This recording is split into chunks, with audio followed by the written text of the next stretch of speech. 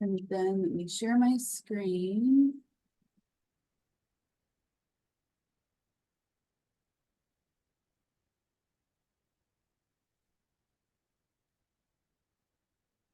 All right, so our goal for today is to draw your chosen shape that you picked out last week. And then you're going to use a pencil and draw on your soapstone. And you have to make sure that you include the outer edges. So like this blue line right here. So make sure you draw with the pencil and then draw where your ledge is gonna go. You could make your wick ledge a little bit bigger as you draw it in pencil form, because when we get to the oh my gosh, the sandpaper. When we get to the sandpaper, that is going to take off a lot of material. So depending on your size of wick ledge, the sandpaper will make it much smaller. And same with your edges. You don't want to make your edges too thin because it will chip and just break. It'll be really thin and brittle. So when you draw your lines, it's okay to make it thick, because when you get to the sandpaper, like I mentioned, it'll take a lot of material off and make it much thinner. And then after you do that, then we are going to begin using the files to make the basic shape. And you have some of you have one big file with more coarse side on one end, and then on the other, when you turn it over, it's a little bit finer. And then some of you have two files because they're not like back to back, they're just individual files. And that's what our goal is for today. So does anybody not have your supplies yet?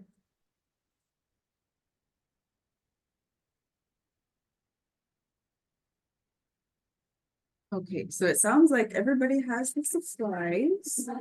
So let's take this time to get your pencil, get your soapstone, and draw out your shape. And then before you begin carving, we'll do it one by one. You'll show your camera, show your soapstone, and then if I have any like comments or maybe what's the word? Suggestions to move lines anywhere, then that will be a time to do that. So let's just take a couple minutes to do that, and then I'll check back in. So at like 1:05. And if you have any questions, I'm right here. So we're drawing on the soapstone with the pencil. Yes. Okay. Ethel wanted me to let you know that she's trying to log in. Okay, awesome. Thank you.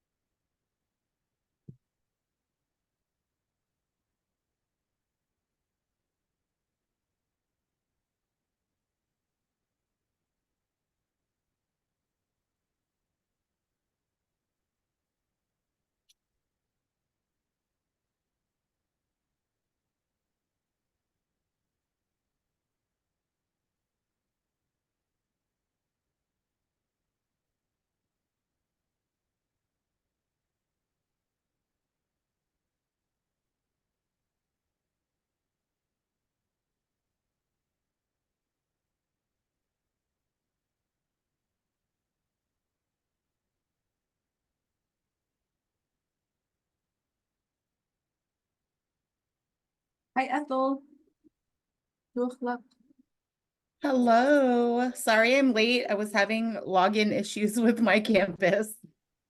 That's fine. I'm glad you made it. We were just drawing on the soapstone, the shape that you guys chose last week, using a pencil.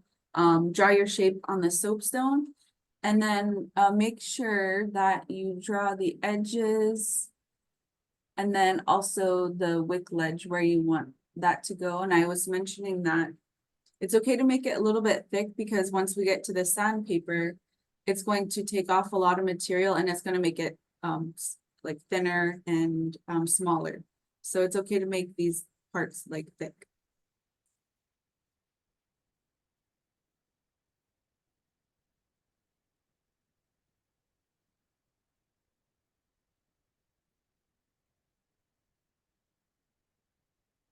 Does anybody need more time? Or how do you guys feel? Is anybody ready to share your shape?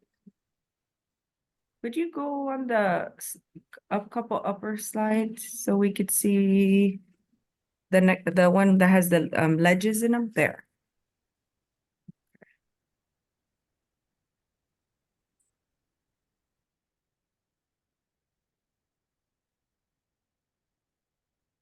Jerica, Yes? if we're gonna need to use the saw to take off the larger pieces, how do we make arrangements to do that? We could, if you want to talk about it now, we can figure out a time. I can drop off maybe after this class, or if today's not good, we can figure out another time. Okay. Yeah, another time would be better. Yeah, we could So email and figure out a time. Okay. how do you decide whether that you need to saw as opposed to just using the files and the sandpaper? So if it's like, let's say, you can use the files, but honestly, the saw will go by faster. So if you have Okay. like really big edges that you want to take off, using a saw might be, just make the time go by quicker. The files will work, but it's really up to you, and also the materials that you have. And I see a hand raised, 12 o'clock. My soapstone got damaged in shipping. So do I want to do my piece on the damaged part that we're going to cut off, or do I want to not? How damaged is it? Did it like break completely? No, it's not. I can show you. Okay, let's see. It's like I just wet it, but like the edges are all chipped. Oh, my background is on. Hold on. Let me see if I can Okay, turn it yeah, off. that's not too bad. So do I want to do this side, or do I want to do like one of the, like it's just this one side that got damaged? Do I want to do another side, like a full side?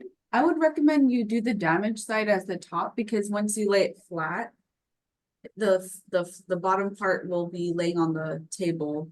So if it's like, Okay. you know, uneven, it So might when I do have to my, fix it. okay, so when I do like my, like I'm trying to draw my pattern on, do I want to go like to the damaged part? Like this is all cracked. You can't tell because I've got it wet, but do I want to go down into this damaged part right here when I do my pattern? Yeah, it'll be really easy when you start using the files. That will come off really easily. Mhm. So if you just, I'm trying to see how bad the edges I know are. I'm sorry. It Okay. like it's just not smooth. Yeah, you know, you could use, before you start, you could use the really coarse sandpaper. And you'd hold your block and just hold the sandpaper, make it flat. You could do that, or you can use the files to kind of even it out. And then, but then also just know that you're going to be digging in there, so just, it'll Okay. be really easy to fix with the files. Okay, thank you. Mhm. But I know the shipping, it can be really harsh on the stones. I had sent one out to like the lower 48 to a student, and it arrived to them like in half. So it was really pretty bad. I'm glad it wasn't that, so Yeah, it survived its whole piece. I'm glad. Thank you. Mhm.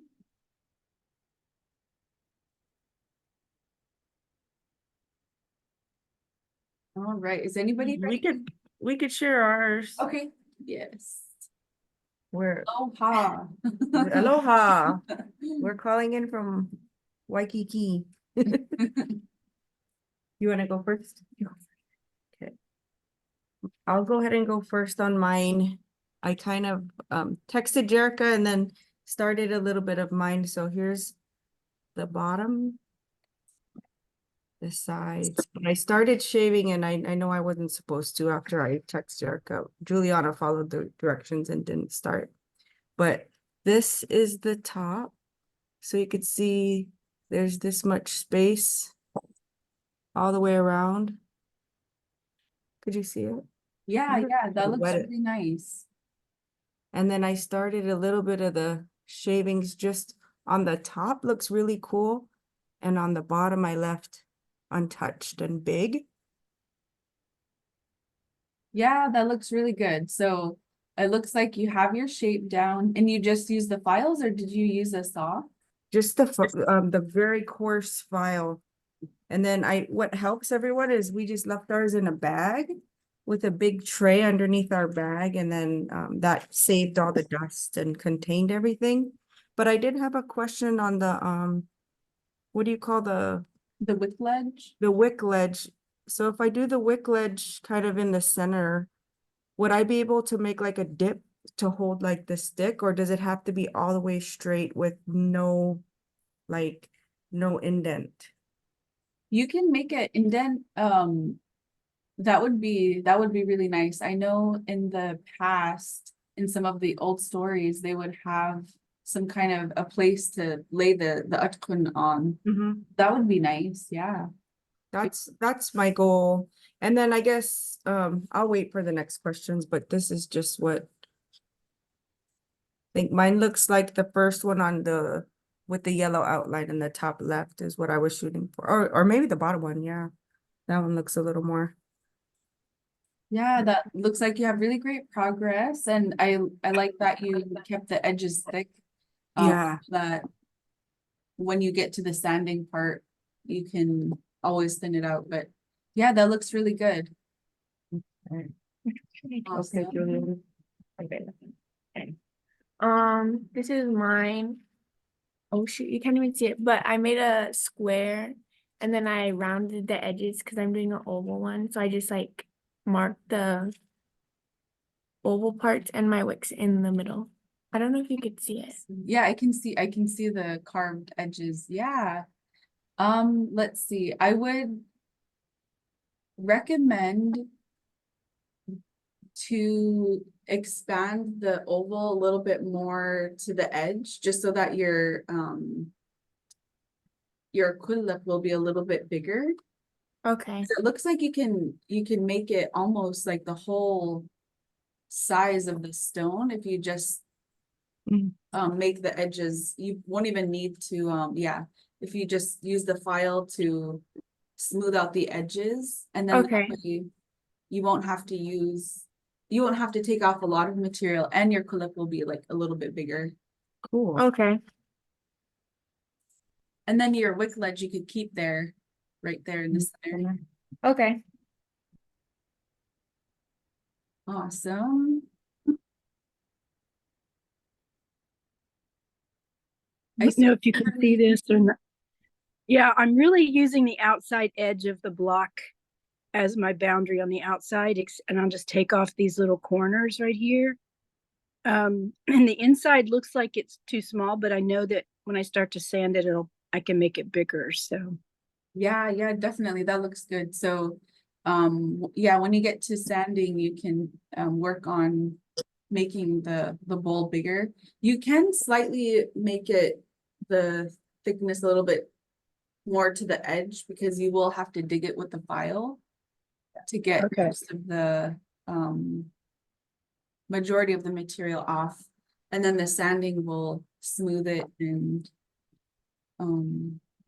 yeah, also take a lot of that material off, but I would recommend make it a little bit thinner.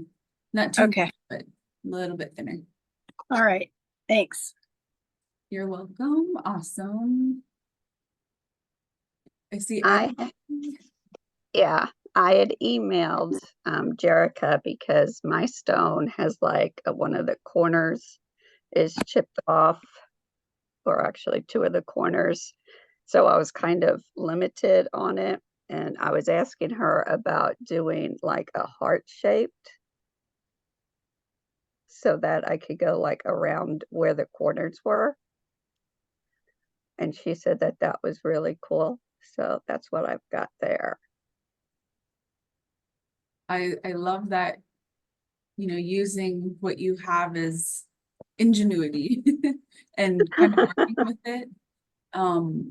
On the top part though, I would recommend you take a little bit less off, I guess, in the beginning part, because you can always make it, Like right in here. yeah, because you can always make it Okay. smaller later with the sandpaper. But Uh-huh. taking off a lot in the beginning might not be the best idea. Okay. But that looks good. And the wick ledge looks like a good size.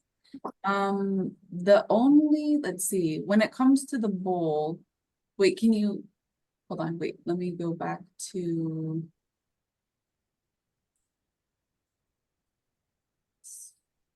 Oops, okay.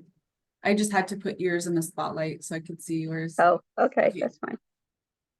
When it comes to the bowl though, you're going to have to, you know how you have to have the edge.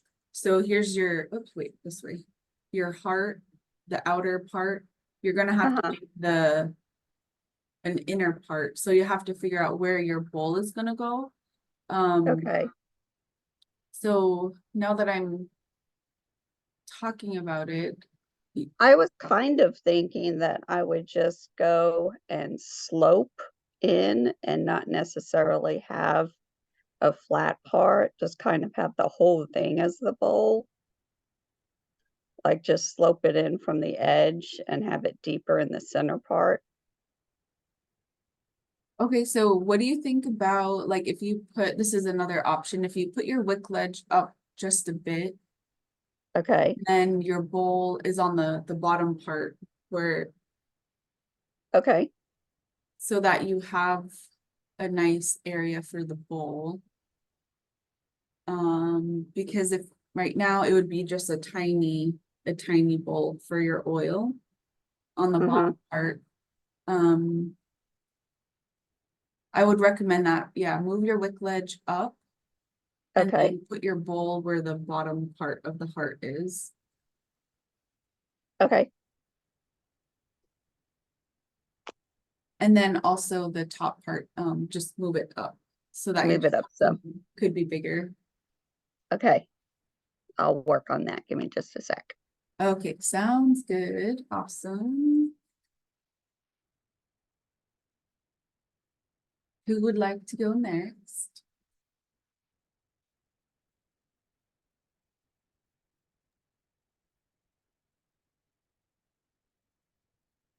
I don't know if you could see that.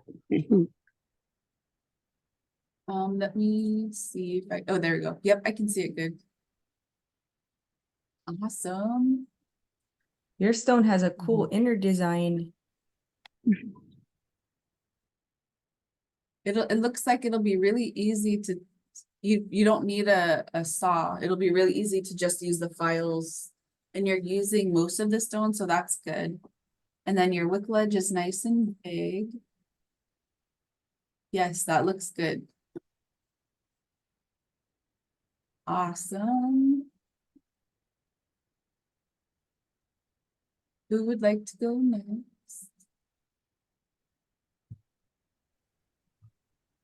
I'll go next. I'm actually working outside because of the amount of dust. Hold on, let me turn my camera around. Oh, yeah. Now I can't figure out how to do that. Yeah, and my daughter just let the dog out the door. Hold on one second. Okay. So I actually probably worked ahead a little bit last night because I was like curious about the stone, and I originally wanted to do the half moon and then decided because I want to retain a lot of the quality of the stone. And it was mostly uniform. I decided on the bottom, where there was a couple irregularities to leave those on the bottom. And this was a shape I decided to use. I still want to try to get as much of a feather shape for the ledge as I can. We'll see how that works out. Is that gonna be a good location for the ledge? Yep, it'll be a good location. Just remember, it looks like you do have some pencil lines, but just make sure to add like an inner line so you know where not to carve for your bowl. So just all the way Yeah, around. okay. And Yeah, I have, you guys can see I'm them. thinking, is that gonna be like a finger length or finger width, or should it be a little bit further in for the outer, like for the bowl section to go inside? The finger I've got a length, little bit of line. Okay, finger, okay, yeah, because then you okay, can make it smaller. You could even make it a little bit thinner than that too. okay, all right. Whoops, let me, Awesome, looking good.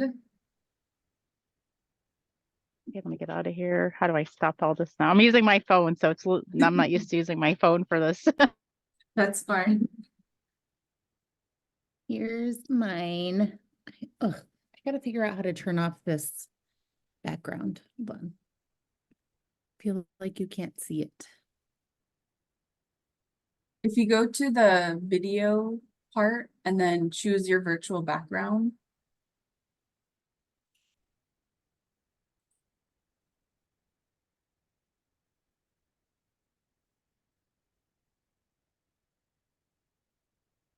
Here's my camera. Background. There you go. So here's mine. I don't have a pencil, so I've been using a pen and it just kind of engraved into it. That's fine. Yeah, that looks good. So with your wick ledge, is that the at the top part? Right here. Okay, I would make it bigger. Okay. Yeah, so just Like- you can always make it smaller later. So, but I would Okay. draw the outline bigger right now. So Okay. that when you start digging in for your bowl, it won't get too like small. Okay. Okay, awesome. Looking good, everybody. So, as I've been teaching this class, I like to say, just to get used to your tools. Some people might like certain tools better than others. And, I've had a student, they're like, yeah, I didn't like this tool, so I used what did they use? It was like a screwdriver. And I was like, okay, whatever works best for you. Because everybody's different. And, using a tool that works best for you is always a good thing. So as you start to carve, you might figure out carving a certain way might be best for you, but might not be best for somebody else. So that's okay. So our first step I mentioned, so you guys finished that. Now you will begin using the files to make your basic shape and take off those edges. And then let me share my screen again.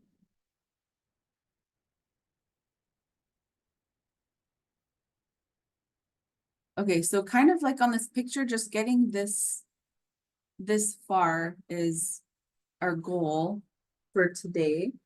And then I wanted to talk about the rest of the class at a glance, just so you know, like, oh, okay, this is what I have to do for homework before next week, and just making sure we're all on the same page. So today is March 16th, and our goal is, and this I just copied from the syllabus, use the coping saw to take edges off if you do have a coping saw, use the coarse rasps to take off most of the material to make your shape, and then also make the bowl. And then we could also work on the bowl next week as well. And then once you do have the bowl, and the bowl is what is gonna take the most time, because you have to really dig in there so that you have a good space to add your oil. And if it's really shallow, it'll mean that you'll have less oil and less time for your flame to stay on. The deeper the bowl means more oil to hold and the longer that your flame can stay on. And then looking at next week, we can also work on the bowl and then use the less coarse rasp to take away some of those really deep lines from that first file, the more really coarse file, because you don't want the really deep lines, so we want to work on smoothing it. So use the less coarse rasp, and then also start on the sandpaper from the coarser grit to the finer grit, and then oil for a smooth finish. It could be, I like coconut oil, but if you have like, it could be like a mineral oil or something of the sort. But coconut oil or whatever carrier oil that you purchase will be fine. And you just really oil it on the outside. It'll make it nice and shiny. It will define the color of your stone. And that's, to me, the most exciting part. And the last class, if you're still working on some of these parts, that's okay. But then we do want to take at least an hour to light the qulliq using the materials, and you'll want to make sure that you have like a lighter. I forgot to add that on the supplies for you to purchase is a lighter. And you'll just want to make sure you have your atkun, your qulliq, and your oil. So again, atkun is the stick that you use to tend to the flame. Qulliq is a dried material. You have the little cotton bag that I provided in your package, and then you have to go out and find anything. It could be, the paper towel I talked about, just any type of dried material.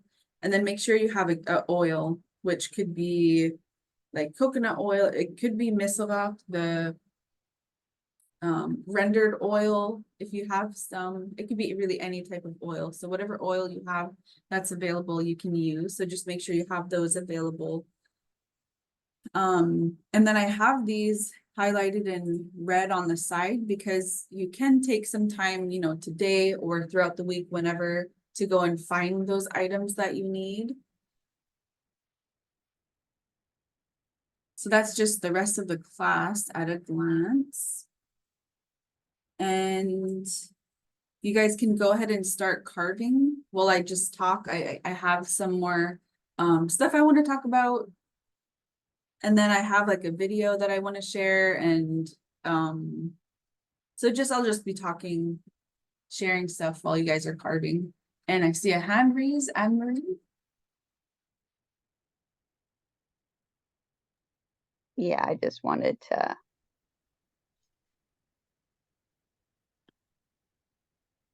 Okay, let me make yours bigger. Hold on 1 second.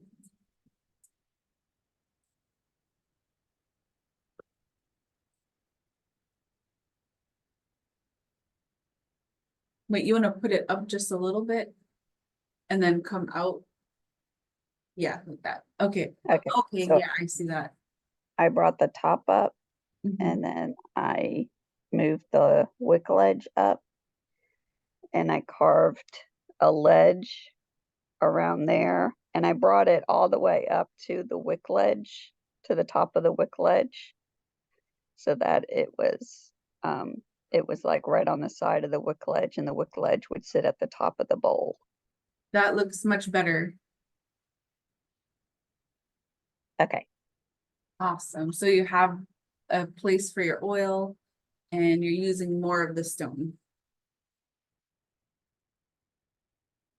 Oh yeah, that reminds Hey, me. I have a question. Okay. For the bowl, when you dig, do you dig down some and then you start the ledge after? Yeah, I would recommend, well, I would recommend that you carve a little bit around the ledge. Mm-hmm. And then I noticed that when you could use like the edge of your file or to kind of draw around the wick ledge. And then Mhm. when you start carving that, when you kind of have that indent that you drew around it, it'll help stop you from carving on it and making it smaller because you want it to stick up. Okay. So I would do that, yeah, and then just use the files to help dig the bowl. I don't do that. And how deep should the bowl, how deep down? It should be up to you. I would recommend not having it too shallow. Because let me just go to some of these other pictures.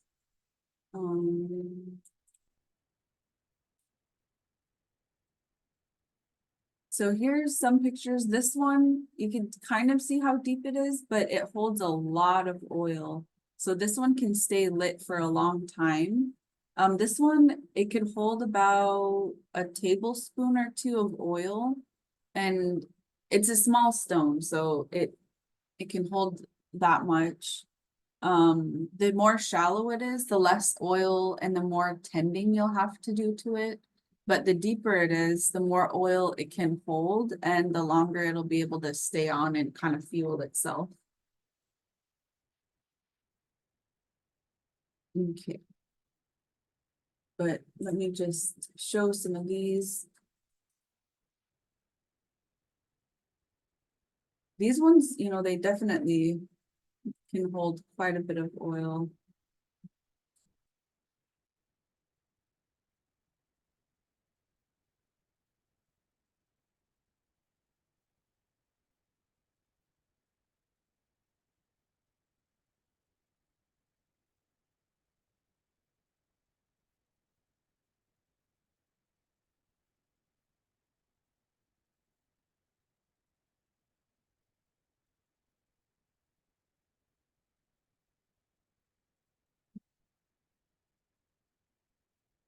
Just to show these again.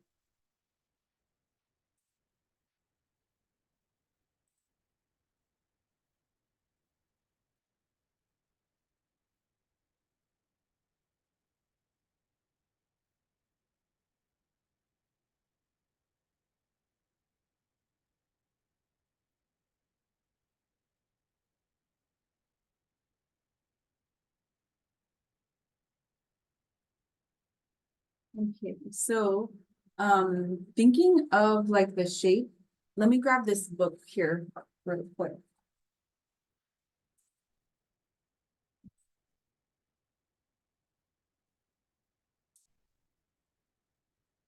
If you ever can get your hands on this book, I would highly recommend. It's called Tigera Eskimos and Their Environment by Berit Bernestad Foote. And let me just read it. Wait, before I start reading it, are there any questions on getting started with your carving?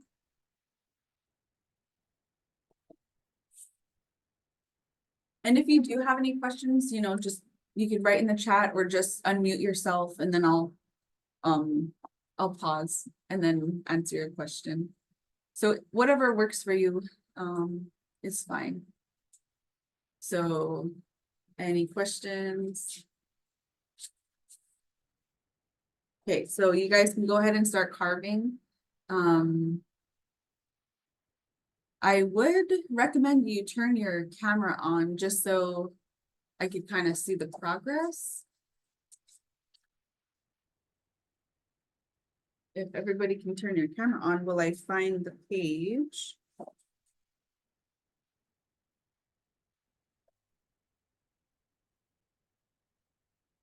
This is like the INU textbook of textbooks.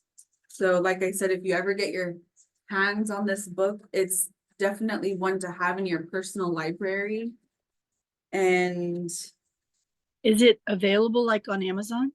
I don't think so. It wouldn't hurt to check, but let me write the name in the Let me just stop sharing my screen real quick.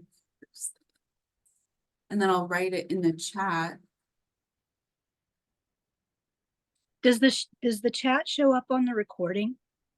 You know, I don't think so. Yeah, that's a good point. Let me put it on the PowerPoint. Let me just reshare the PowerPoint and then add a new slide.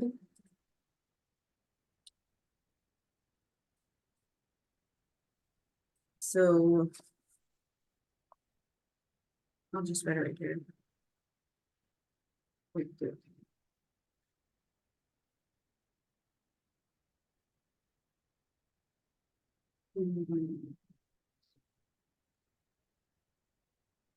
Thank you. You're welcome. Barrett Arnestad Foot. And some people call it the Blue Book. And it's kind of like I said, it's the INU textbook of textbooks because this lady, she lived in Point Hope for a number of years and she learned so much from the INU people that lived in Point Hope. And so let me just read the preface. During the 3 years I spent at Point Hope, and they put Tagara right here, Tagara, but I think it's supposed to be Tikiap, like the way that we say Point Hope, Tikiap. During the 3 years I spent at Point Hope from 1959 to 1961. So that's not that long time ago, but let me get a little bit closer. 1959 until 1961, I had the good fortune to learn some of the skills from the people of Tikiap, the people of Tikiap. I kept a diary, and to aid my memory, I also made drawings of what I had learned and done. Then came the idea that I should write down my experiences as accurately as I could and to prepare drawings to accompany the text. And so my work on this book had begun. Tikiap was changing rapidly, and so was the way of life. To the best of my knowledge, no detailed work of this kind had yet been published, except for one describing the building of an umak, a skin boat. My major aim was to describe step by step how the various skills were performed and applied at Point Hope today.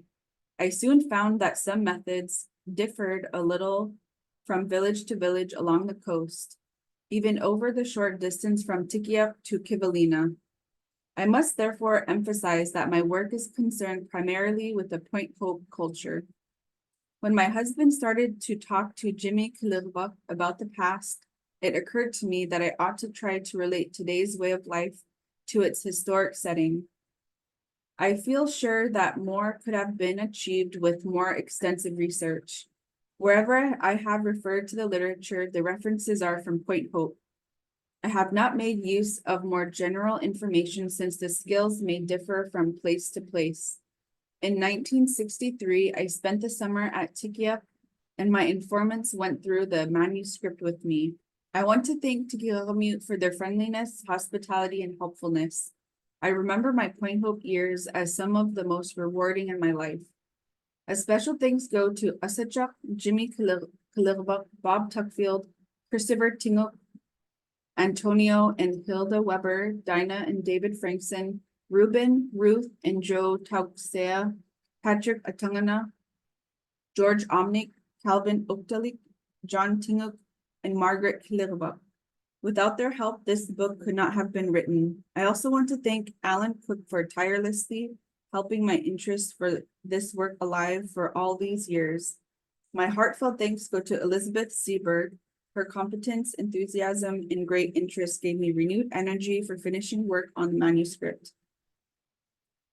Okay. As I write these lines, 1988, I have learned that the entire village of Point Hope was moved 3 miles south in the late 1970s in order to avoid the active erosion of the spit. The village, as I knew it, was in danger of being washed away by the sea.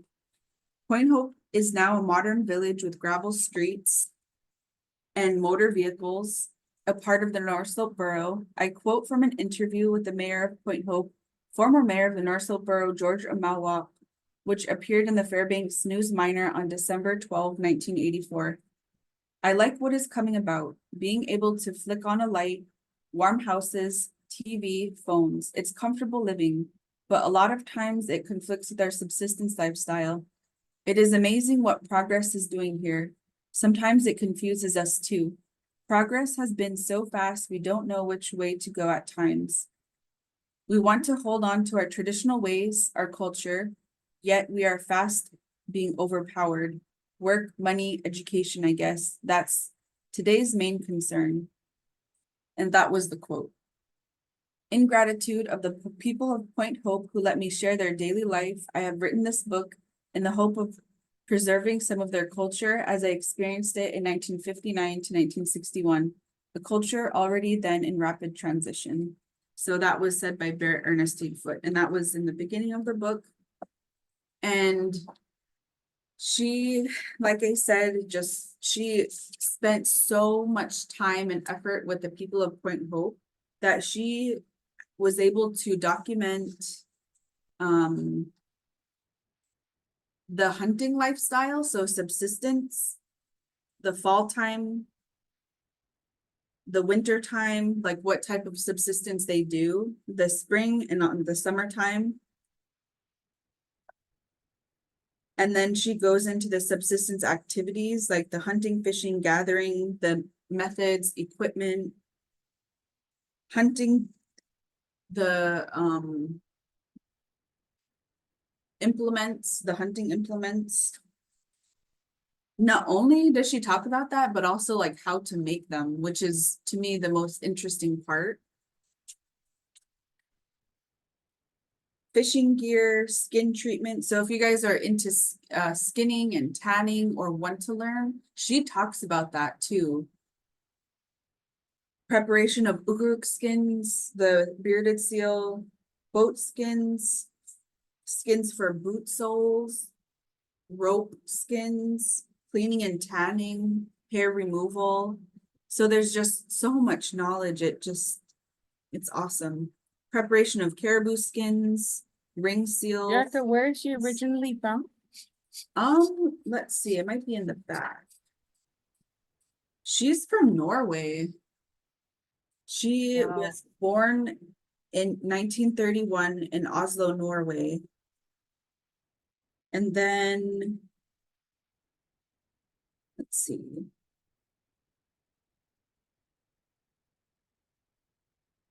Yeah, it looks like she lived in Canada for 9 years.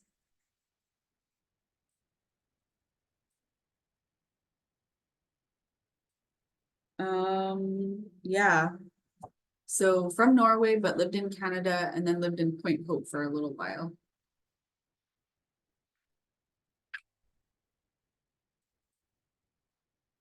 And then I know that IHLC, our Inupiat History, Language and Culture Center, the Heritage Center, they use this textbook, and I remember they would give out, like during their elders and youth conferences, they would give out these books to participants.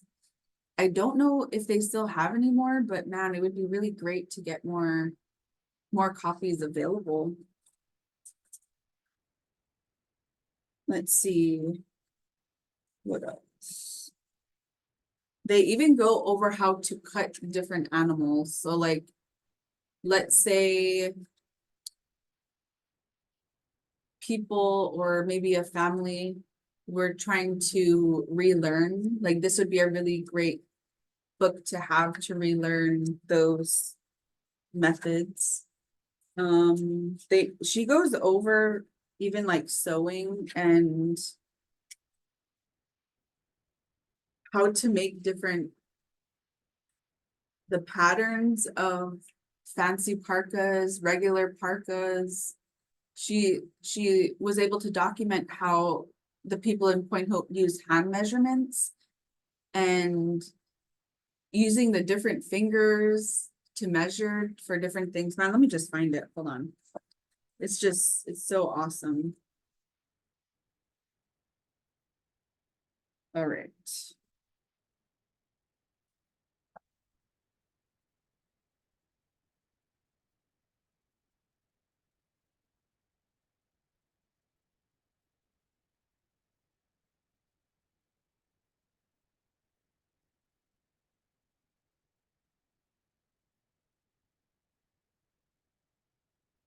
So if you guys ever seen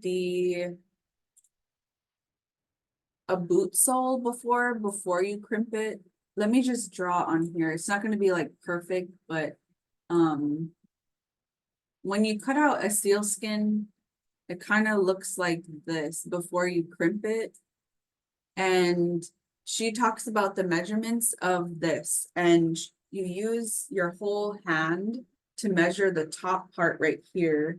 And that's how wide your boot sole has to be from your pinky to your thumb.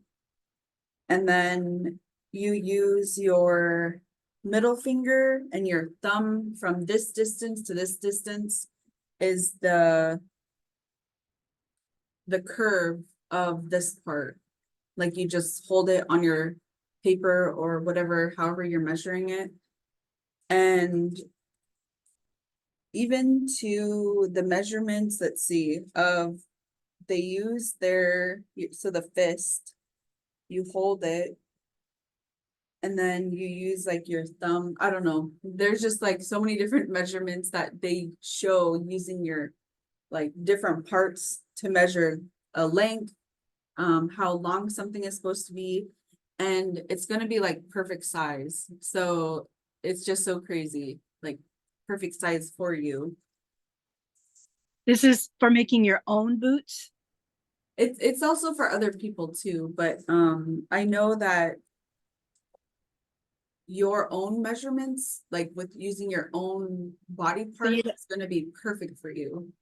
So you would maybe use the hand of the person that you were making the mucklucks for if you were going to make them for someone else? You know, I don't know, because for women, I know they would just look at a person too and be able to make a pattern. And Oh. like that Okay. baffles me, because, you know, for me personally, I'm like, I need a pattern. But like Yeah. the elders, there's even like elders today, like Diana Martin, I know she can like look at a person and just say, okay, this is how big it needs to be. This is Wow. like, she helped me make my husband's parka pattern, and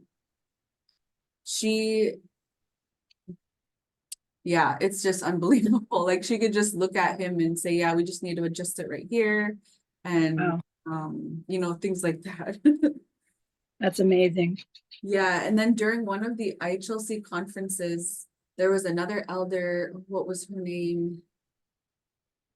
I think her last name was Napuk. She used to stay at the senior center, and she was making a katillanasi, which is a white cover for hunting.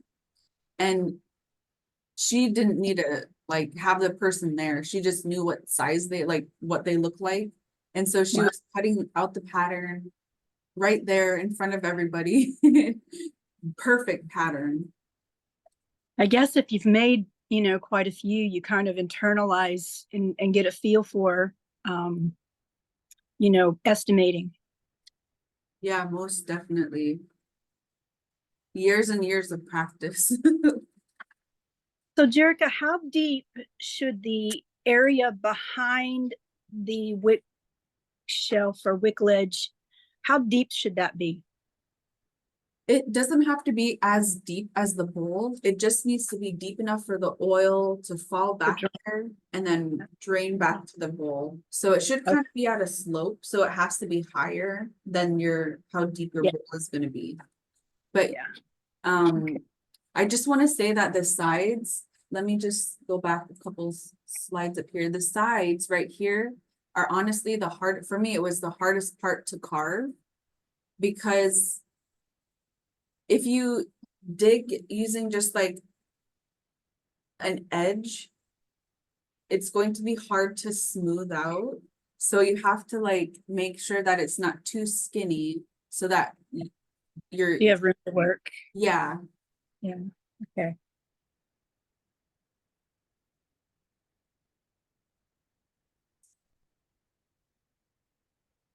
Okay, but also in this book, they talk about the Qulliq.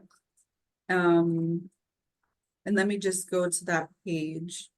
And also dwellings, because at the time that she was living in Point Hope, some people were still living in sod houses. So she got to experience that. So she was like really at the time of great change, but also still retaining traditions.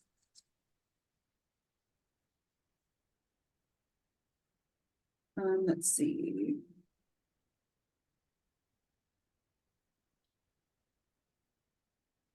So the part that she talks about the steel oil lamps, it's on the part of dwellings under the houses, heating and lighting, steel oil lamps and stoves.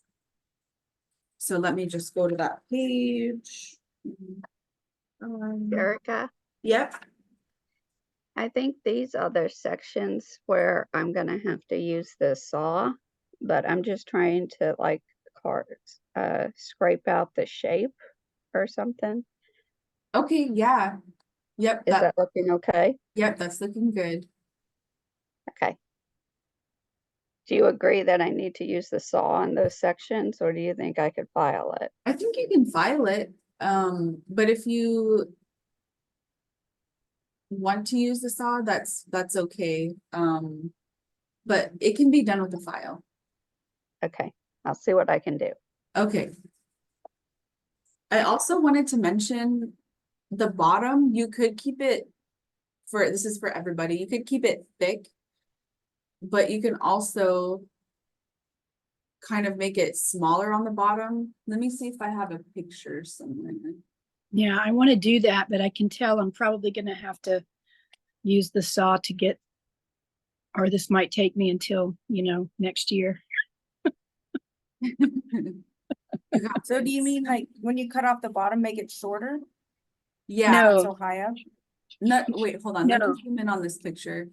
Like tapered Yeah, so there you the go, tapered. small. Oh, So if you look at the top part right here, it's wider Mhm. than this part on the bottom. I really like that. I want to just wiggle my nose and make that to be mine. So that could be an option, like it still looks really nice when it's the same size. Let me find some pictures of some students' work. Let me stop sharing and then let me go ahead and find that. Cause yeah, there's one that a student kept the same size as the top and it looked really nice. Let me see.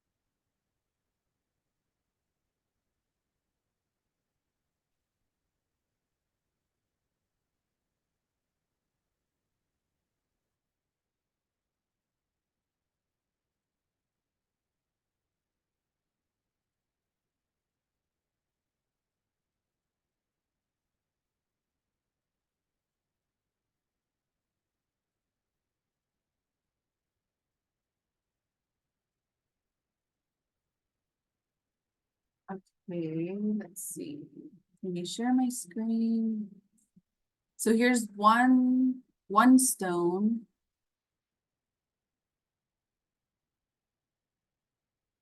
This one's the half moon shape, and you can see the bowl is pretty deep, deeper than the back part. But if you look at the bottom, she engraved her Inupiaq name right there. I know it's hard to see, but this one is more rounded at the bottom. Let's see. Let me go to these other ones. These ones are two different shapes, but still really cool. There's the triangular shape. And then this one's the rounded oval shape. Let me just zoom in. And so far, the 3 stones that I'm sharing, they have like Northern Lights colors, so it's really cool. So I'm really excited to see the stones, what they turn out to be that you guys have.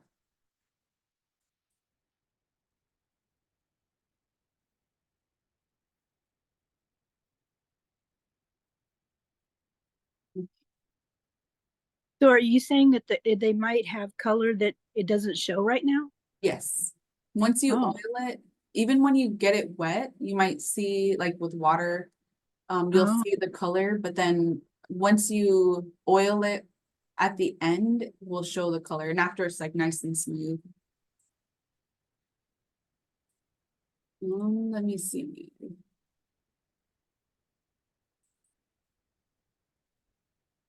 I want to show you guys.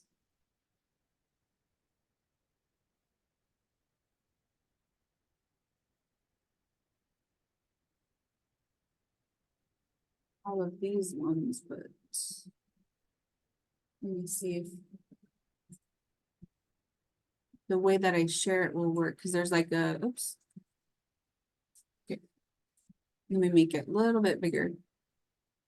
This is a kind of blurry photo, but can you guys see it? Kind of. Okay, let me go to the next one. This one has coconut oil in the solid form. Oh. The 2 that I just shared, okay, there's this one. Yeah. And you can see the bottom, it's like the same size as the top, but Yeah. they didn't taper it. This is just part of their design.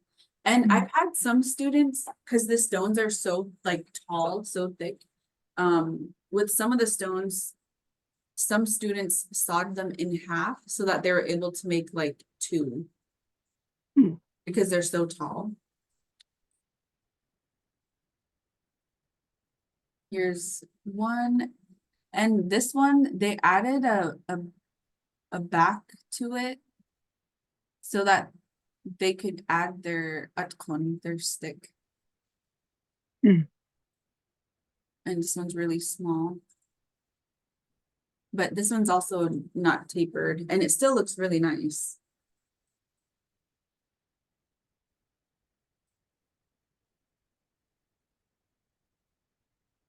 Oh, this one's small too.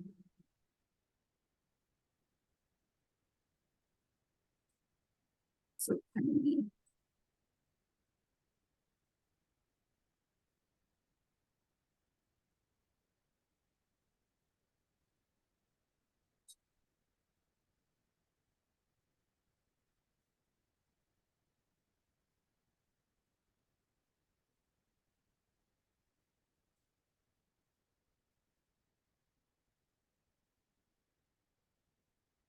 This design right here, they put the wick ledge kind of near the center, so the oil can be in the front and the back.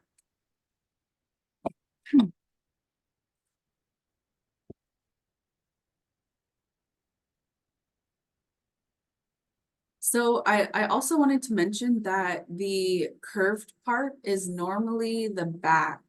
So this would be like the front of the Qulliq. And if you see like old photos, the curved part is normally against the wall or against something. And it's the non-curved part would be the front part. I would have thought that would have been the opposite.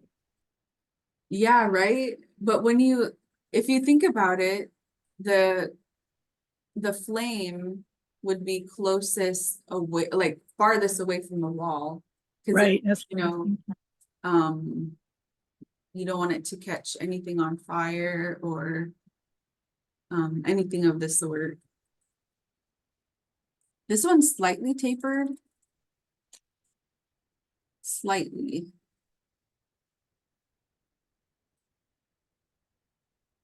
This design is really cool. Where just the edges are, like it's not, like it's just cut, but not smooth. Mm.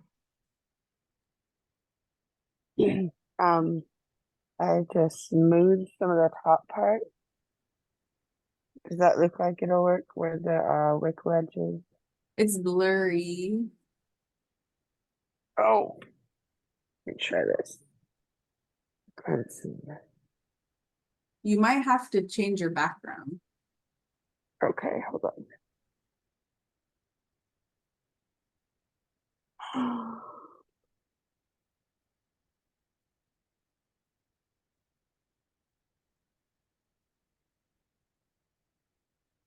Okay, and then just bring it closer to the camera. Okay, what was your question? I had to smooth out parts of this part, the deep thing. So I had to redraw it. Is that good where the wick ledge is? Yep, that's perfect. Okay, Looks really good. thank you. Oh, and I forgot to mention, so I see some of you wearing masks. If you don't have your mask, you might want to wear it because the dust is not good to breathe in. Just like ivory dust and um other types of dust, it's not good to breathe in. And you know, when I breathed in too much dust, it made me feel kind of sick. Like, you know, sometimes when you start to get sick, it hurts right here, like before you get a sore throat. That could potentially be what happens. I'm not sure how other people are, but when I breathed in too much, it hurt me, like made me feel like I was getting a cold. So it'd be good to wear a mask and for safety.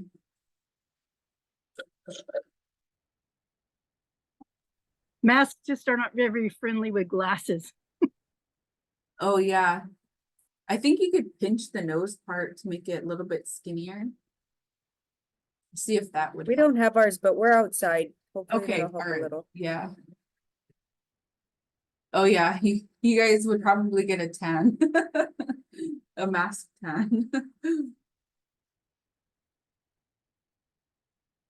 Okay, so let me just keep sharing photos. This one is like the kind of like a rectangular shape, but rounded edges. Really pretty color, like it has the black and then also the green in there. This one has, oh, I think it's this, yeah, the same one, I believe. The wick ledge is just in the center, and there's space all around it for the bowl of oil.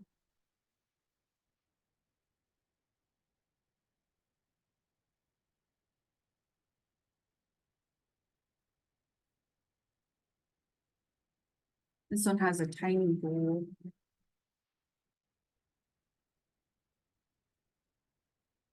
This one's the half moon shape. Oh, I think this is the last picture. Yeah.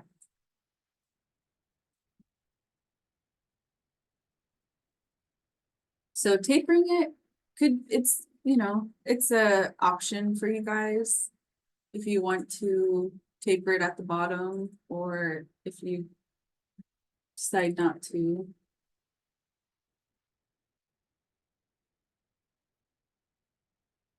Let me find one more photo. Let's see.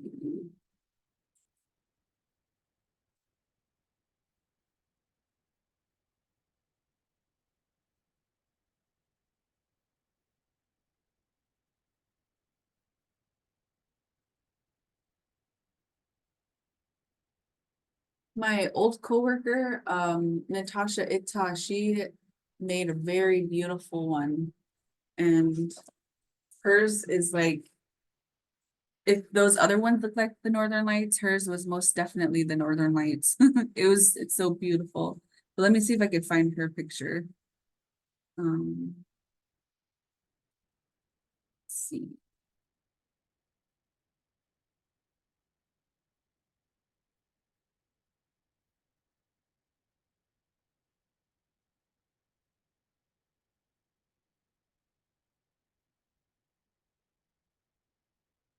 Oh yeah, here it is. Let me go ahead and share my screen.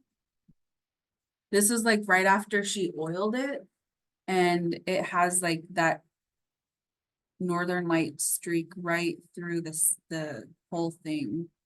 That's And gorgeous. Yeah, and she didn't taper it at the bottom, but it still looks really nice. Like it's a big, big stone.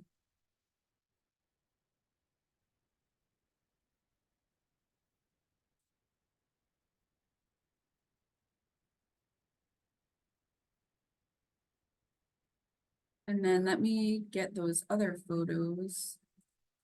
Let's see.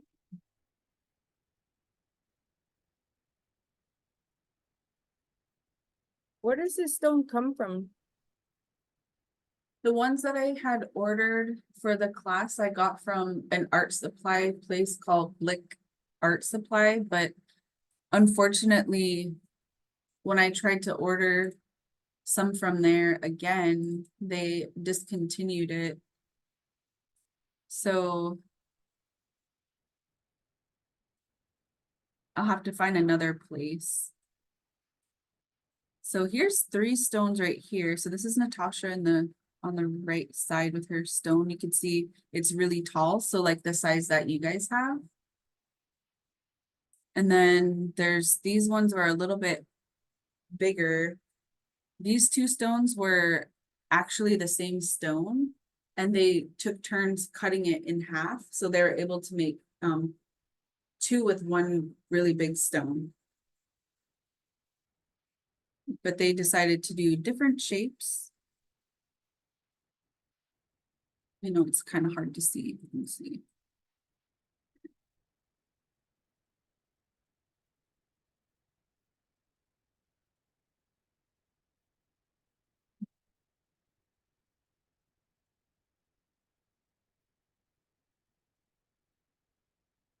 All right, just wanted to show you guys some of some students' work. Is soapstone indigenous to like Alaska? Is this something that we could go and find out wherever in Alaska, like in a mountain area?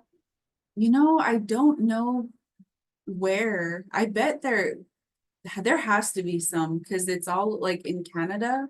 It's natural to there in Canada. So like if you ever look up Inuit art, it's like almost, it's a ton of soapstone. They do huge figures, and their Qulliq are also from soapstone. So I need to find somebody there to see if they gather it or where they gather it from. But at this moment, I don't know. But all of the things that I've seen, the majority of the soapstone is black from Canada, like the color black.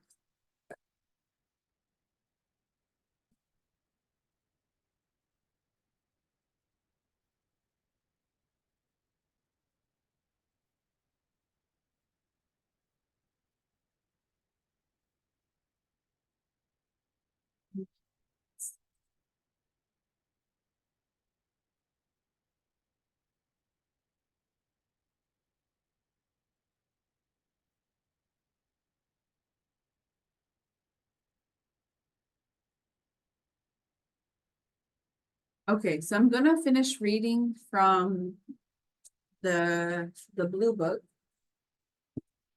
And this part is on the dwellings.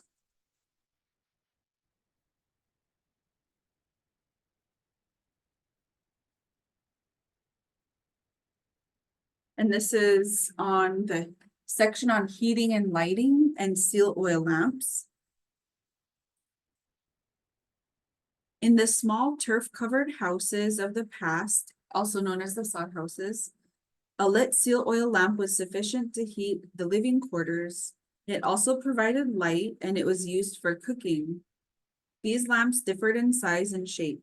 A house lamp measured from 18 inches to 3 feet in length, while a traveling lamp was from 6 to 8 inches long.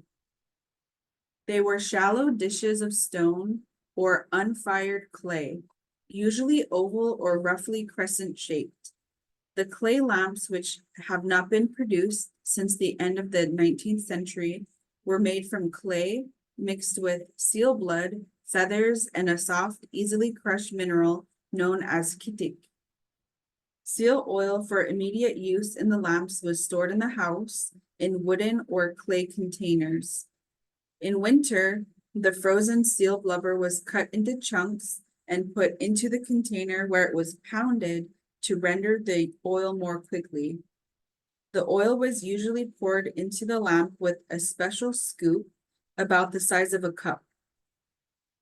As a rule, 3 scoops would fill an ordinary house lamp. So I just wanted to say that again. So the oil was poured into the lamp with a special scoop about the size of a cup. As a rule, 3 scoops would fill an ordinary house lamp. So like 3 cups of oil. The Eskimos used dry tussock moss, manioc, for wicks. The women collected this in the summer, dried it in the house, and stored it in lumps for use in winter. So we have a ton of moss out on the tundra. So if you guys, once you guys are done with your lamp this semester, summer is coming quickly. So it would be really cool for you to try it out with moss. I have never tried moss, but I think this coming summer, I want to collect some to try it out. When a wick So was do you- needed, oh, go ahead. Well, I was just wondering if you're collecting the moss, are you like trimming it with scissors or do you take the dirt with it or what do you do? So there are, if you go on the tundra, some of the moss, it's in like watery areas. So I don't think in those areas would be much dirt. So I think it would be pretty clean. But it just needs to be the plants, not any of the soil or anything around it. Yeah, so just the moss.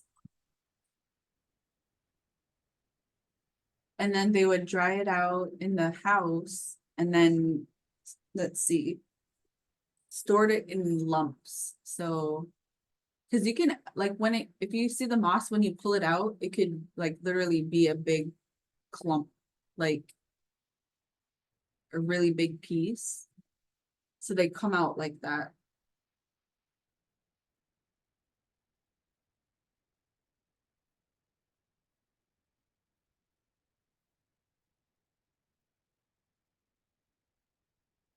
When a wick was needed, moss was cut off of the lump with the thumbnail and crushed in the palm of the hand until it resembled coarse tobacco.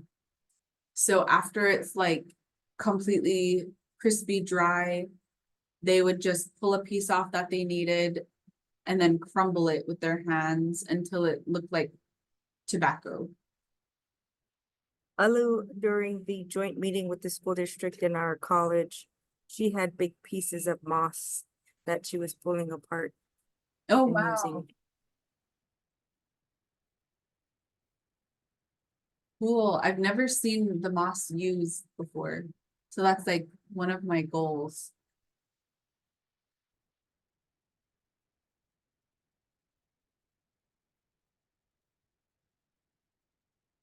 A used stone or clay lamp had a distinct oil markup to which it was always filled before it was lit.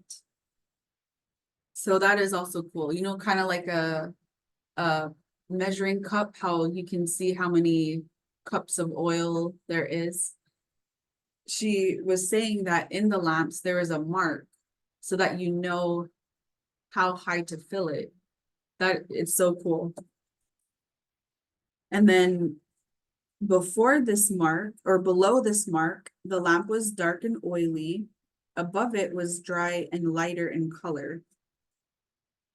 The early Qulliq did not know how to make pottery, which could be placed over an open fire, and therefore the steel oil lamp was used for heating and lighting only in those days. The Eskimos then ate mostly frozen raw meat or dried meat. If they did any cooking, they used heated cooking stones in wooden bowls filled with water. All cooking was done in the storm shed, and no food was stored in the living quarters. Sometimes the women cooked over open fires built directly on the storm shed floor, the smoke escaping through the smoke hole in the roof. Often a whalebone was permanently set at an angle in the cooking quarters so that one could hang the pot over the fire from it. So I think it was Anne Marie, last class you asked how they would hold or cook it over the Qulliq. Qulliq would use a whalebone. At other times, the women cooked using several seal oil lamps. When a pot had been used on a seal oil lamp for a while, a hard layer of grease formed under it. This gum-like oil was popular as chewing gum. So you know how sometimes when you use a certain oil and you're cooking, you're frying with it, it ends up being really sticky. So the same thing would happen when they had a cooking pot over the Qulliq. It would start to get this thick layer of oil and really sticky. So they would use that as chewing gum. And there's a story that when I was in Point Hope, Steve Umitduk, he told a story about that had included the Qulliq and that sticky resin under the cooking pot. And I'll show you guys that story sometime this semester. I had the opportunity to record Steve and him telling the story. So I'll have to share that with you guys sometime this semester. Let me take a drink of water.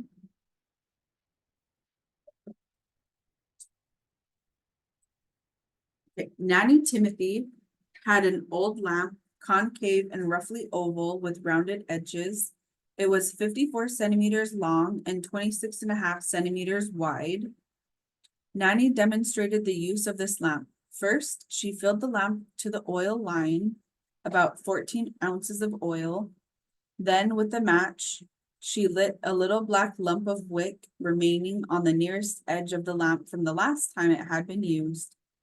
Nanny pushed the little burning lump of wick down to the edge of the oil by the middle of the lamp with a round pointed stick and started making the new wick by adding pinches of moss to each side of the old lump just at the edge of the oil. When the new wick was finished, it was 22 centimeters long and a half a centimeter wide. She dipped her stick into the oil and dripped drops of oil onto the new wick, close to the old burning lump, thus leading the flame from the middle first down one side, then down the other. She checked that the flame was even. If the flame was too high and dark yellow in color, she dabbed at the wick with her stick, quenching the flame a little. It took quite some time before the wick burned evenly, but afterwards it needed very little attention. Nanny pushed it down to the receding edge of the oil about once an hour. A 22 centimeter long wick was considered a high wick. In Nanny's lamp, 6 ounces of oil burned for 3 hours on a high wick. Had the lamp been filled in the afternoon and left to burn on a low wick about 10 centimeters long, it would have burned until the next morning if an extra scoop of oil were added before bedtime.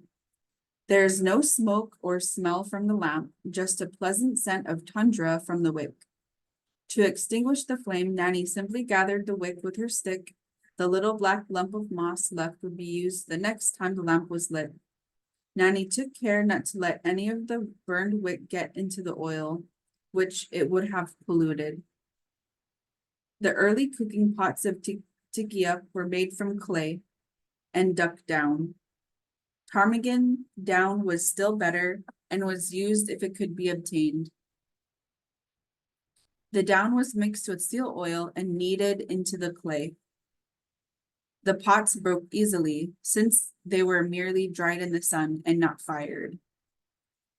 So that's the end of that section.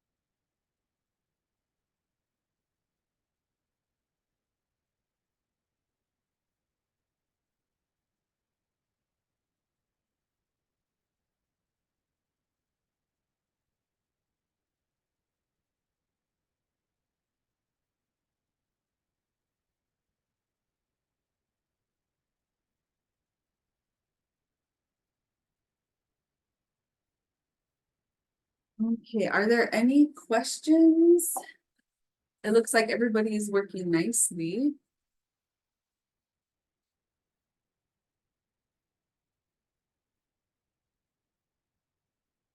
Okay, no questions.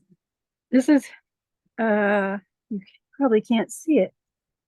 It's gonna take a long time. Yeah, that looks good. That's really great progress. Thank you. I'm breathing hard. Yes, yes, I know sometimes when you're carving with the files, you might accidentally nick yourself. So sometimes it's good to use gloves if that's the case.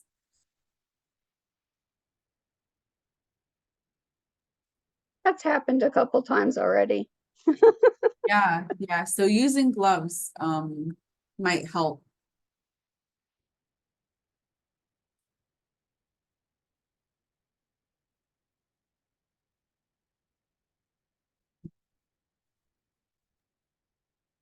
I was just working at trying to get the outline on the top of the stone. Is that looking okay? Oh wait, hold on, let me put you on the spotlight. Let's see.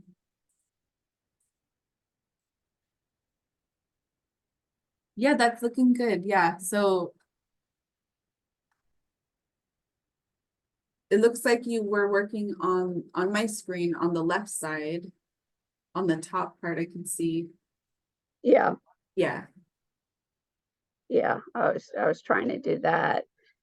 And then I just started to, this is where the chip was. So I tried to balance just to file that down. And then to make this side match, it's actually here so that they're the same size.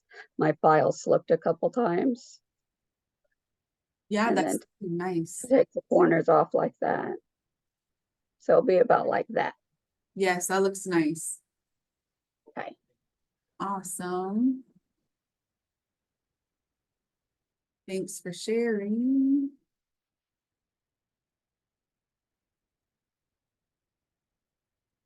So at about 2:45, we'll do another check-in where each of you will just share your progress. So that'll be 2:45.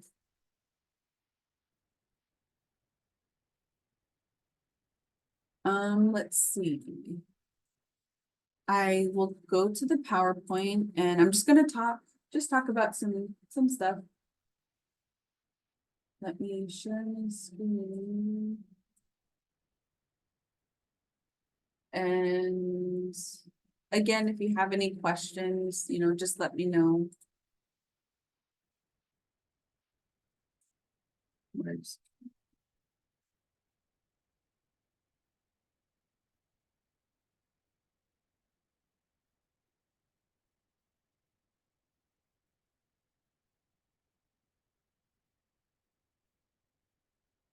Can you guys see this screen with my mouse? Okay, I see a head nod. So I just wanted to talk about the oil rendering process. If you were ever wanting to make your own oil for your qulliq. And you can really use any type of blubber. It could be bowhead whale. You know, here in Qulliq Carving, we have 2 seasons for hunting the Alvik. There's the fall time and the springtime. And springtime is coming up here pretty quickly. And when we cut our muck duck, you know, we cut off a lot of the blubber. So that is like a really good time to, you know, you could save a big chunk for your qulliq. You could also use Qulliq, or some people call sisok, which is the beluga. They have really soft blubber. You could use any type of seal. It could be nutchuck, the smaller ring seal, or it could be uberuk, the bearded seal. They all have good amount of blubber that you can use. If you don't have access to this type of oil, I mentioned that it's fine to use any store-bought oil. So coconut, almond, some people use vegetable, really just any type is fine. What's your favorite to use in a qulliq? I like, if it's store-bought, I prefer coconut oil, but if it's like traditional, really anything that we have in the freezer is fine. Here in INU studies, we have beluga that we've tried. It has a little bit of a stronger smell, if you don't mind, like the beluga, but I like to use the avavek, the bowhead, because we just have so much of the blubber. The seal oil, we do have seal oil, but it's we don't have as much as the bowhead. So it's mostly for food. Oh, what was that? So it's mostly saved for food. Oh yeah, the seal oil, yes. So I read that avocado oil has a higher burning temperature than even olive oil and other kinds of oil. And I've cooked with it and I've put it in foods, but I've never gotten it super hot. So I just wondered if that would work. Of course, all of those specialty oils are pretty expensive. Yeah, you know, that would be interesting to kind of test out. Does the coconut oil smell coconutty, or is it just plain? It's kind of like if you compare it to like vegetable oil, it definitely smells more pleasant. I don't really like vegetable oil just because the smell, but I love coconut oil. It's more like sweet. Yeah. Thank you. Mhm.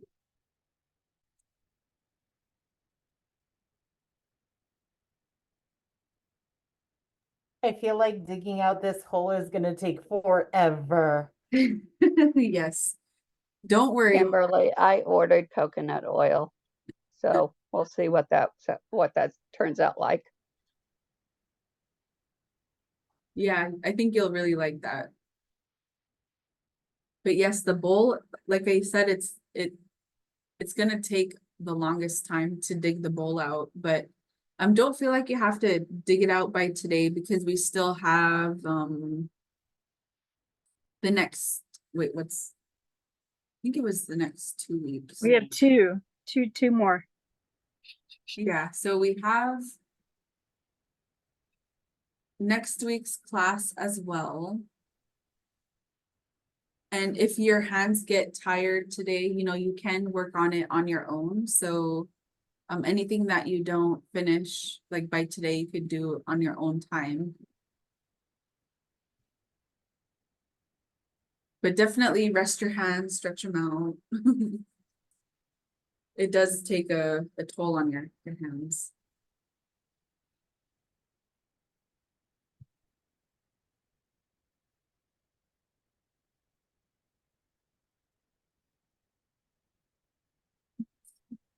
Sorry, I'm trying to reshare this screen. I also mentioned last week during, like in Anaktuvuk Pass, for the people that live where they don't really have access to the ocean, they would use some caribou fat in the times of need when they didn't have seal oil or any type of blubber to use for the Qulliq. So whatever was available. But when you go to the oil rendering process, when you have like the blubber, you cut them into thin strips and you have a bucket. If you have like a 5-gallon bucket or like a 1-gallon bucket or a glass, like any of those are fine. But using those 5-gallon buckets or 1-gallon that you can get like at Napa or wherever they sell them, Ace is a good thing to use. And you cut them into thin strips, you put them in the bucket, and you have to stir it every day. Some people stir it once a day, some people stir it twice or 3 times a day. And then it will start to render into the oil. And so here's like the picture. Let me zoom in. What it looks like when you first add it into the bucket, and then it starts to slowly render. And then here's a picture of it like rendered a lot. You put it in like your kanichok, kind of like a cool place. They say if it doesn't render quickly, you could add it inside your house for like a day and then put it back in the kanichok so that it can render. When it starts to render like this, I like to get a scoop and just start putting it into my jars right away and then put it into the freezer. So once it starts to render like this picture, add it to your jars. Once you add it into the freezer, it looks like a sorbet kind of. And Inipak style sorbet. And then if this is seal oil, this is the time when we like to add dried seal meat with tundra greens and then into the seal oil and add it into the freezer. And that's called Qulliq duck. So it's a delicacy. But you can also just store the oil as is in the freezer too, without the meat.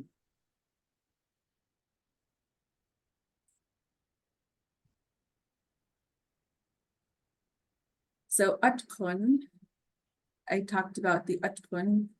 It is the stick that you use to tend to the flame.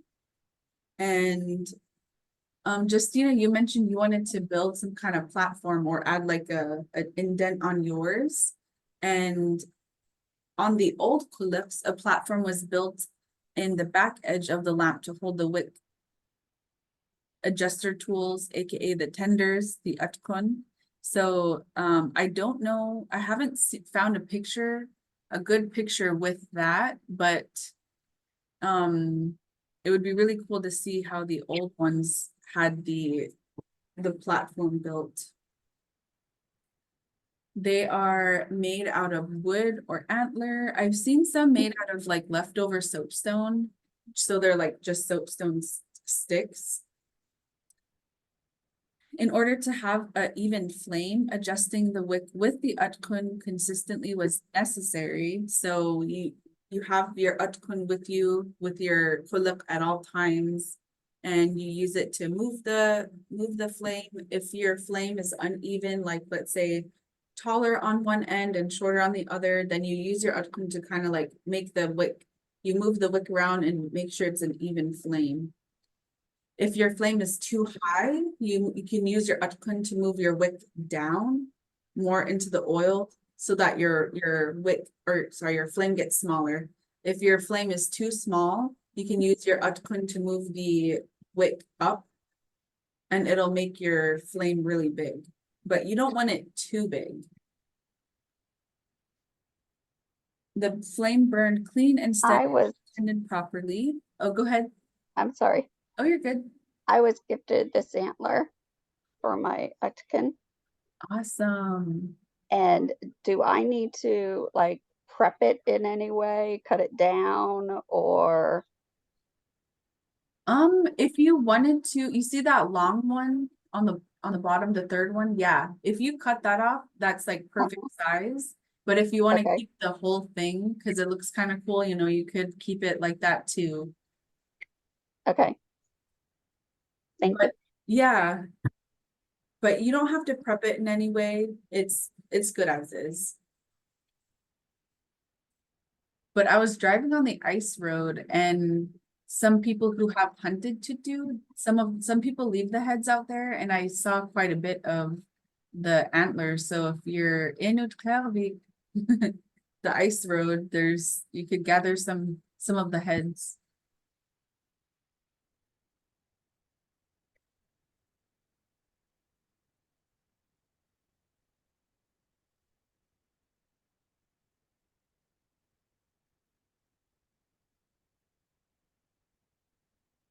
And in the old days, when the Qulliq was used, it was normally a woman's job to tend to the flame. And from what I have heard, it was normally a young woman who would tend to the flame. And I can imagine like what an important job that was, where this woman had to make sure the flame didn't turn off because, you know, also imagine what a job it is to have to turn that flame back on. So there was no lighters, no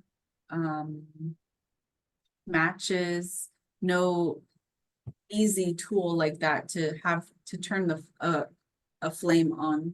So You know, they use that phrase a lot to mean a person who keeps something alive, keeps the spirit of something alive, the keeper of the flame. You could have a keeper of the flame for your culture or for your like an education, you know, somebody who keeps the light going. yeah, You know, I love that. that's cool. Yeah, so each of you will be a keeper of the flame. Well, you definitely are one.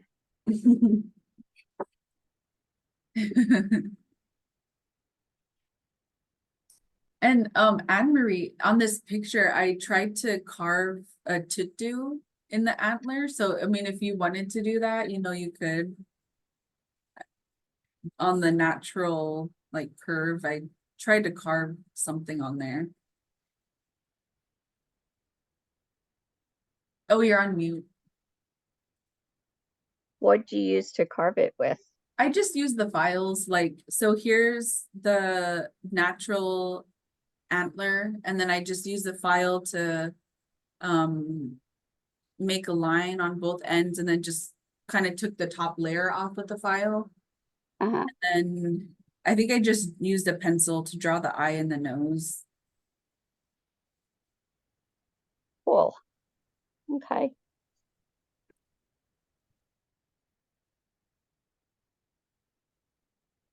Yeah, this time of year is definitely the time to get those small nuggets, the small antlers, because later on in the season, come summertime, they get bigger and like huge.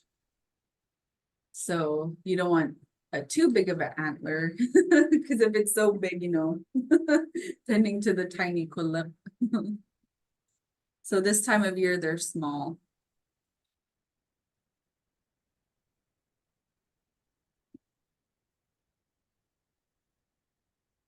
Do you know of any other like indigenous peoples that use an oil lamp like this?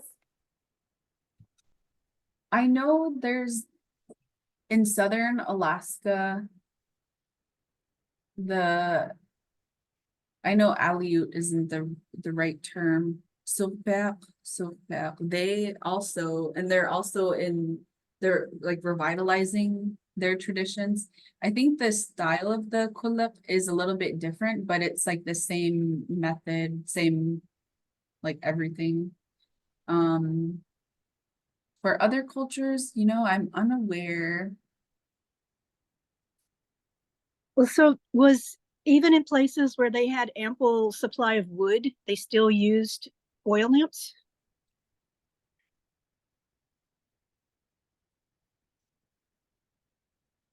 Like, probably, because thinking of like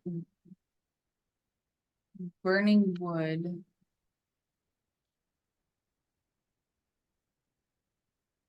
That's interesting. I had never really thought about it before. Yeah, but in the islands, near the Aleutian Islands, I don't think I know they have driftwood.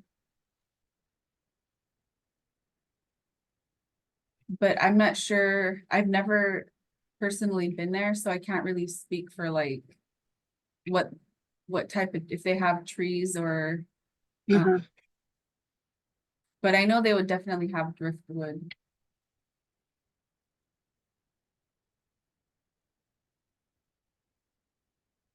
But speaking of driftwood, I know here people would gather a lot of the driftwood and use it for different things. And the elders say that if somebody piled driftwood, the people knew to never touch it because that's somebody's pile and that they're gonna come back for it. Huh. So back in the days when it was used for like survival, there would be a ton of piles of driftwood all over the beach.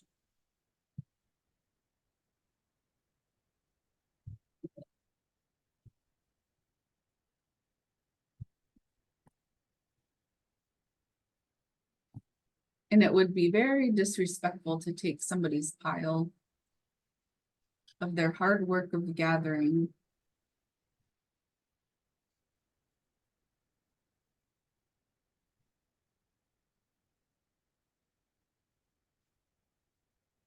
So remember, so Qulliq is the singular form for a seal oil lamp, and Qulliq is the plural form. So Qulliit, Qulliq, plural. The Qulliq was filled with oil, and the oil-soaked wick would absorb the oil as needed. When cooking, pots were hung above the Qulliq. You can make tea, cook, boil meat, make bread, dry clothing, and anything that you would do with the stove. And if you think about people who go camping, whether it's in a tent or whether it's in a cabin, I often think about this, and where in the cabin, you have like what is that? Not a stove, but a heater. Like sometimes it could be a propane heater, it could be a different type of oil heater, and you have like on the cabin, on the ceiling, especially near the heater, you would have like rope hung, and that would be where you hang up your clothing that maybe you're playing out and that are kind of soaked and wet, and you hang it so that it can dry. And it's the same thing for like in a tent, you hang up your clothing above so that it can dry. And it's the same thing with the Qulliq. You can do the same thing and dry your clothing, hang it up around the Qulliq. And this is also important. So when we get to lighting the flame, if the wick extends too far above the oil, the flame would begin to smoke. So you want to make sure that your wick isn't too high, and keep adjusting it until it's like perfect. If you use moss as a wick, it's said that it will burn with more smoke and often leaving a black residue. If there's no ventilation where the Qulliq is, it will burn out. So in sod homes, it was really important to have a hole in the roof called a Qulliq to provide ventilation. And another cool thing about the Inupiaq name Qulliq, so it's a ventilation, but it also translates to your nose, a Qulliq. We call our nose a Qulliq, but also like the ventilation, it could be like a chimney, opening, things like that. That's also a Qulliq. So it's a breathing hole. Yeah, basically. So I'll stop the presentation there, and then we'll take up the rest of the class to just each of you share what you've done, and that will be our class for today.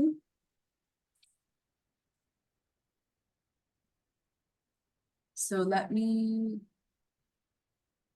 just, I guess, do volunteers, whoever would like to go first.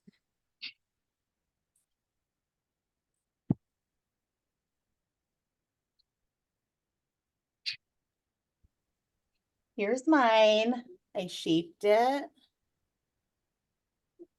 And then I started digging into the bowl. It's gonna be really hard. Like this has to be hand sanded down, right? Because it's so small. Wait, like The wick. So here's like the wick up here. so when you get to the sanding, it'll definitely take off a lot. And before you, I forgot to mention, so pretend this is the sandpaper. I gave each of you big sheets of sandpaper. I like to fold it. When you fold it, it'll get really small. And then you'll use the sandpaper in a small square, and then you'll just use it and then go like this, and it'll take off a lot and it'll make it smooth. Like kind of like gradually go up to the wick ledge. Yeah. So if you use sandpaper like this. Yeah, this is hard. Yeah, the bowl is definitely the hardest part. I can't wait to like mold it into a shape instead of, I was telling my friend that's back there, I was like, this is such a weird shape. It needs to be like Natasha's was beautiful. Yeah, you'll get there. Fun. Looking good. The shape looks nice. I don't have enough light. Let me see if I can get to a different place.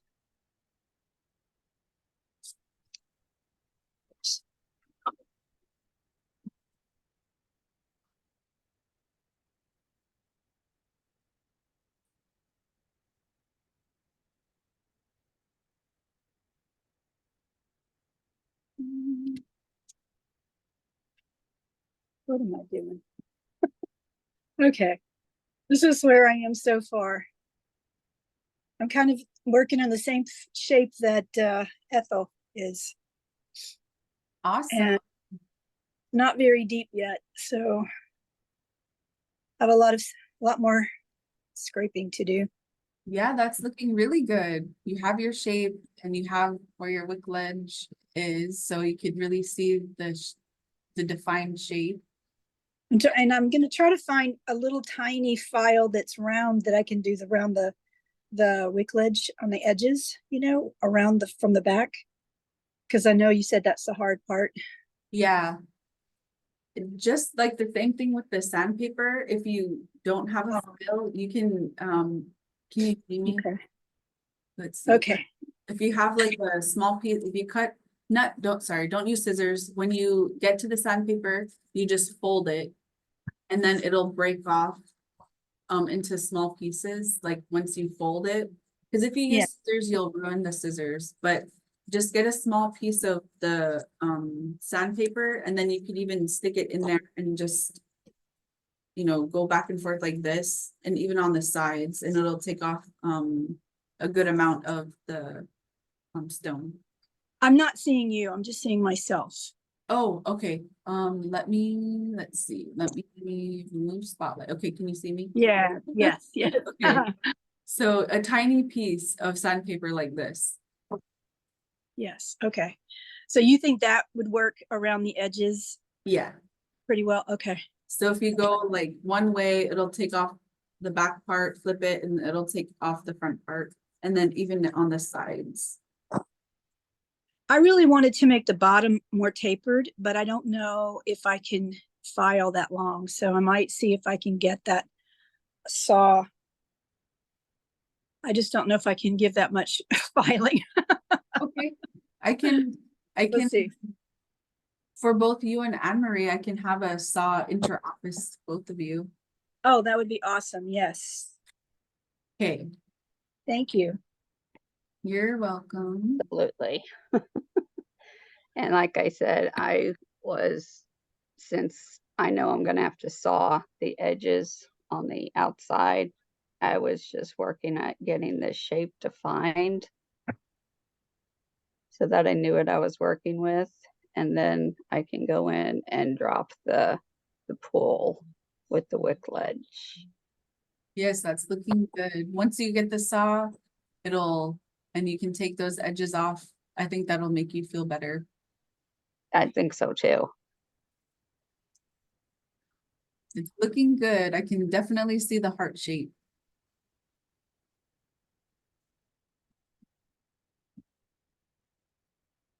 Awesome. We can go next. Okay, Can I go first? Yeah. Well, so they could see your. Oh, shoot. This is how far I got. I was mainly focusing on the wick part. So it will be easier to just sand down the rest of the part. But this is how deep I go. awesome. That's looking really nice. You have your shape, your wick ledge, and you're keeping It takes so much work. yeah. It looks really nice. Awesome progress. So this one is, I think my ledge is too thick.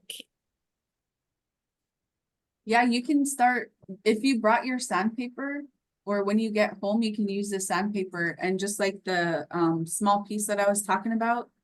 That will really take off material around and make it thinner. Okay, and then there's like a lot of big, it's real, what do you call it, rough? Because I'm just using the hand scraper or the piece. And then there's the front.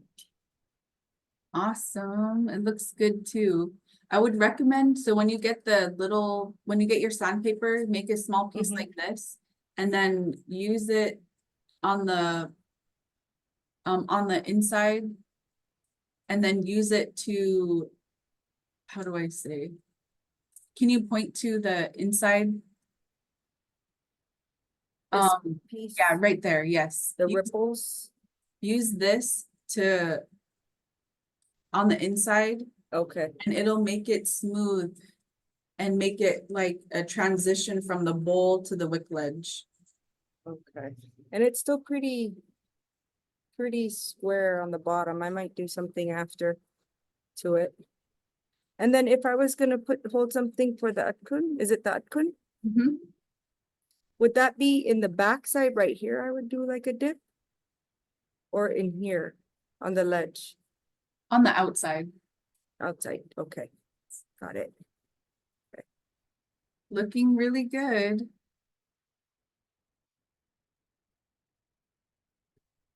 Start my video. Okay, I'll go next. Hold on, let me fix my camera. Wait a minute. Trying to get it to where it turns the other way. Hold on. Okay. I found that I was digging in my husband's tools because he has lots of them, and I found a what's this thing? Like a little chisel, maybe quarter of an inch chisel. It has a rounded edge. So I started with the file, and that was helpful, like just to get that part carved out there. And then I switched over to this, but oh my gosh, I'm like out of breath. That's how I had my my mic off because it sounded like I was running a marathon. But yeah, my hands are tired. But I was enjoying listening to your stories because I grew up collecting driftwood with my dad, and I think still to this day, like if people pile up driftwood in the springtime where I'm from, because there's no spruce trees, they still honor that method that you leave other people's driftwoods alone. So I enjoyed listening to your stories. Awesome. And it's I've never thought to use a chisel. That's such a good idea. And it's working, it looks like it's working quickly. Yeah, and you know the cool thing about it is it has that rounded edge on the chisel, so you can kind of use the stone to like a fulcrum, and like it helps with the carving. It makes it real precise too. So Wow, I'll have to try that out sometime. Looking good. It looks like you already have the depth of your bowl. Oh, you're on mute. turn this back on. Yeah, I was thinking that yeah, I'm getting pretty far down there, but I got to start on the other side of the ledge, which is supposed to be shaped like a feather. So I got to be really careful there because it's got that skinnier area to work in. Yeah. Once you get to that part, it would be good to use a file or something just to outline where your wick ledge is, so that when you start to carve, it just like stops, if that makes sense. When you're carving, that indent will help you stop carving or know where to stop carving.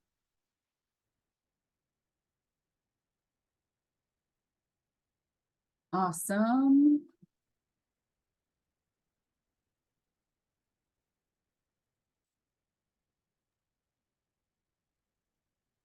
What I got.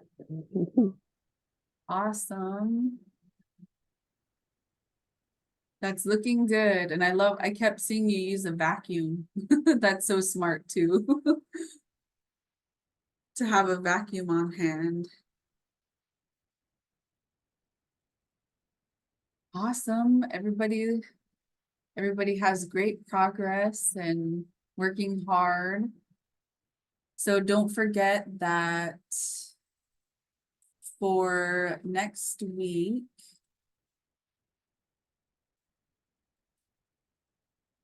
you will have homework before next week, and just keep working at your Qulliq.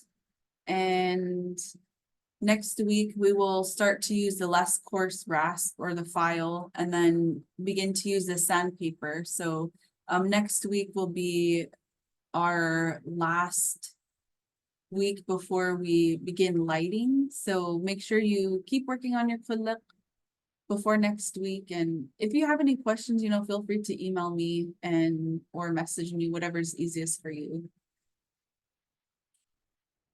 Any questions, comments before we sign off for the day? So once you sand it and you've done your final sanding and everything's the way you want it, how do you buff it into, that nice shiny where the color comes through? Do you have to use polish or what? So no, on the polish. So what you do from the sandpaper, you start from the most coarse, and then you work your way to the more finer sandpaper. And I think I sent you guys up to 1,000 or 1,500. I can't remember.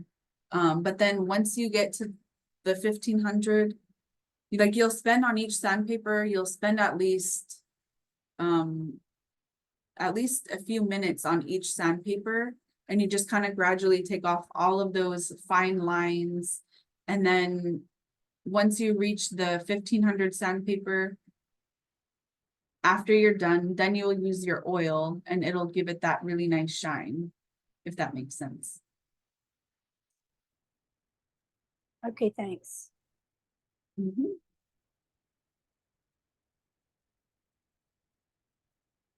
Any other questions, comments?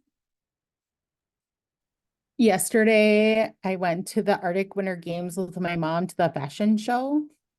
And she's like, what are you doing tomorrow? And I was like, I'm going to do my Qulliq class. And she told me that she found one in front of Nulakvik in Kotzebue when she was like 10. She said it was as big as a table and was able to bring it home.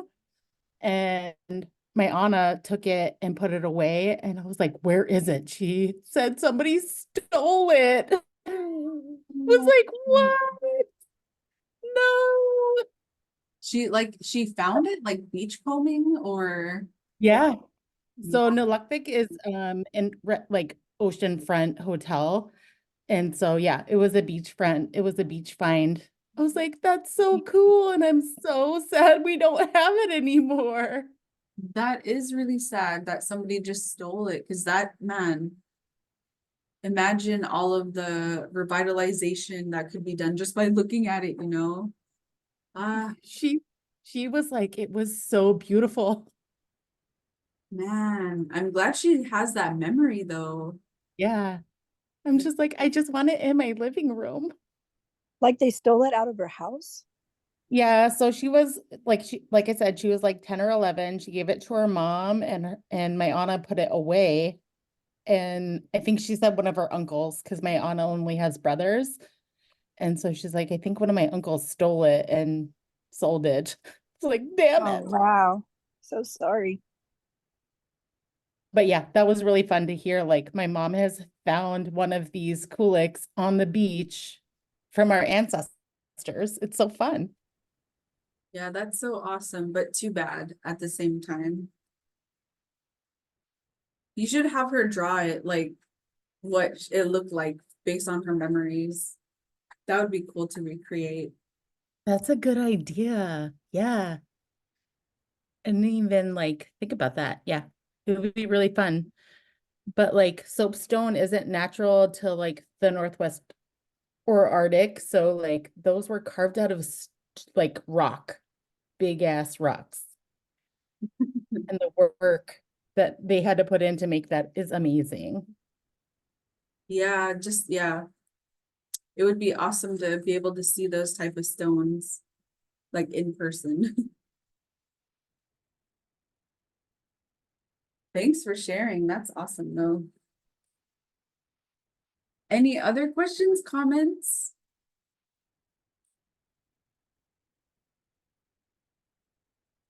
All right. Well, I hope you guys enjoy the rest of your week. And don't forget, if you haven't found a utkon or oil or pilifret, make sure you at least find one this week. And I hope you all be safe and take a break carving before you start again. And we'll see you all next week. On Navalu. Anaglu, Koyanakbak. Panak- Yura. On Navalu. I just found a website that tells the source of soapstone. I'll send it to you. Oh yeah, that would be cool. Thank you. Okay. Do you have a particular day that would work better, Jerica? I think since I'm here at the office, I'll just get those interoffice packages ready for both of you. And I think they'll deliver it by Monday. Okay, I think that'll probably be easiest, right? yeah, that's fine. Okay. Okay. Awesome. Thank you. You're welcome. Have a good rest of your day. You too. On Navalu.